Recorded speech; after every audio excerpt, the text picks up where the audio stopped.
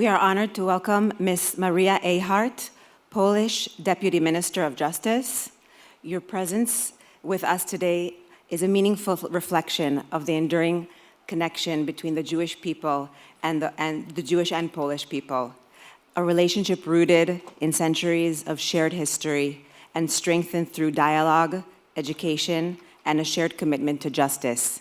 In this very city, where memory and moral responsibility intertwine, we deeply appreciate the partnership and openness shown by the Polish Ministry of Justice in fostering this important conversation. Deputy Minister Ejchart, please.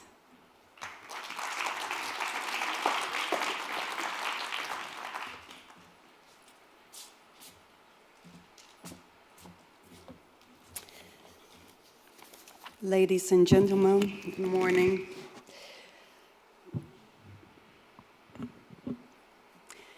It's a true privilege and an honor to be invited here to stand and officially open the crucial conference.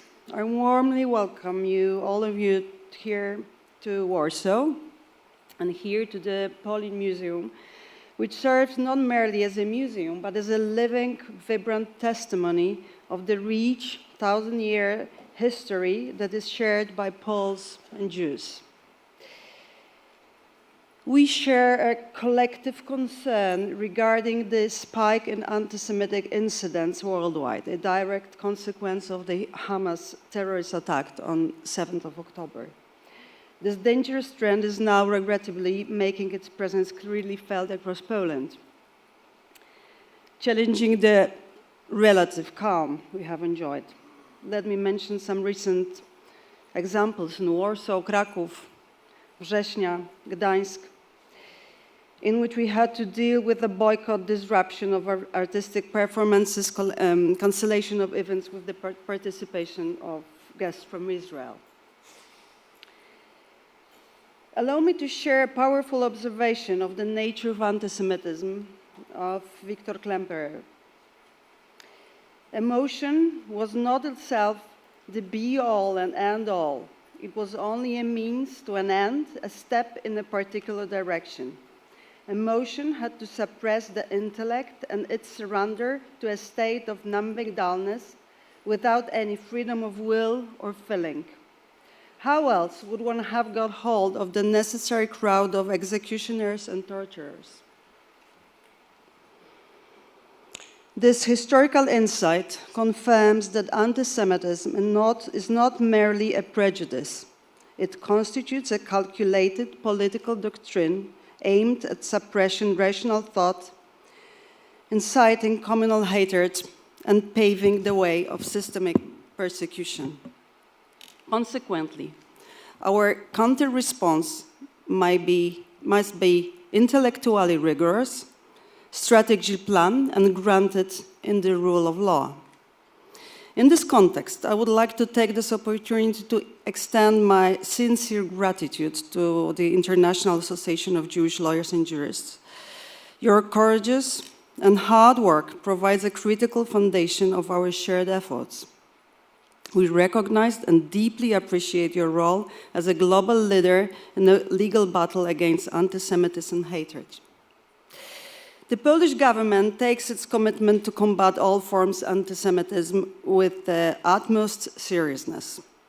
As a case in point, the leaders of the illegal neo-fascist political group Bracia Kamraci, Brothers Comrades, have been recently arrested and placed in custody. This is just one example, but this action is not isolated. Our commitment to effective legal action transcends individual arrests, is being constitutionalized at a systemic level. In a key step toward this goal, the former Minister of Justice and Prosecutor General Adam Bodnar issued comprehensive guidelines of investigating prejudice-motivated crimes earlier this year.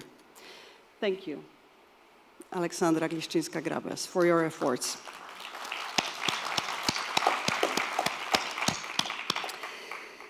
Guidelines are the critical systemic tool and a clear example of our institutional approach to combating anti-Semitism and all prejudice-motivated crimes.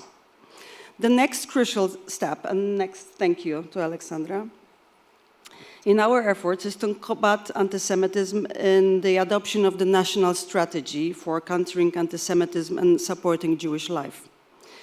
I can confirm that a major procedural milestone has been reached. The draft resolution of the Council of Ministers of Polish government on the adoption of the national strategy was entered into the list of legislative and programmatic work of the Council of Ministers. Currently, the official consultation stage will take place. The list of work specifies the end of this year as a date of adoption of the strategy.